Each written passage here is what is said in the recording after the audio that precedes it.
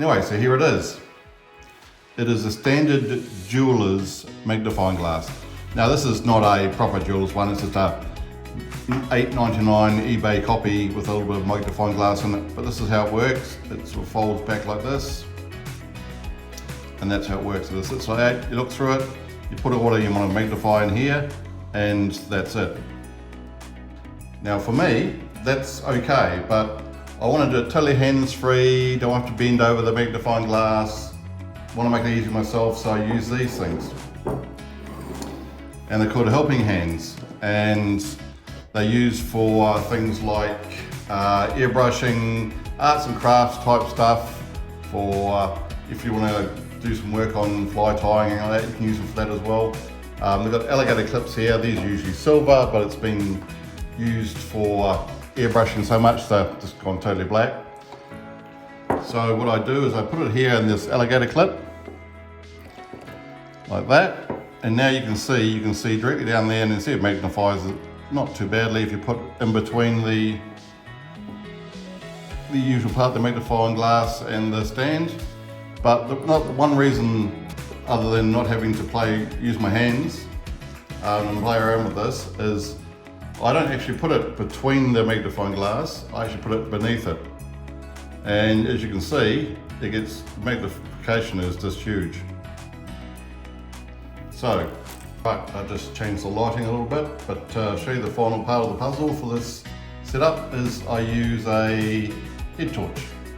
Now, what it does is I turn on to the lower settings, which is that one there, put it on this rear alligator clip, and it shines up and brightens up the whole back, and that just adds a bit of shadow and a bit of definition to the split rings and all of the lure. And if you notice, when I put it behind here now, you'll see that the split ring itself is just standing out. You can put a bit of shadow in it, and it's easy to see. And that in itself is great, because it just makes it so much easier to look at that split ring and split it open and get it past the treble hook holder. And just an example of how good it is, that's it magnified.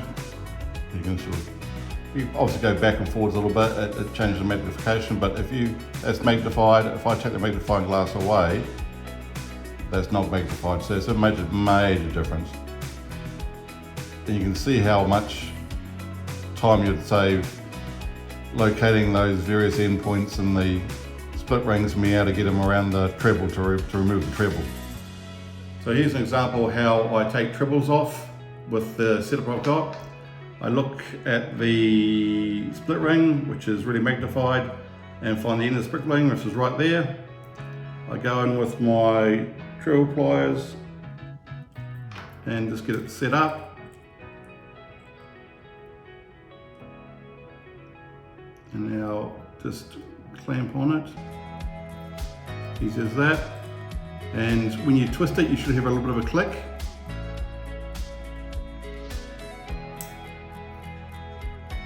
Like that. And now you just take it from the other side and twist.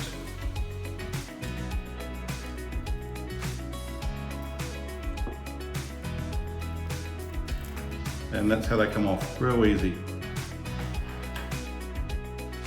So here's an example of how I put a treble back onto a hard body.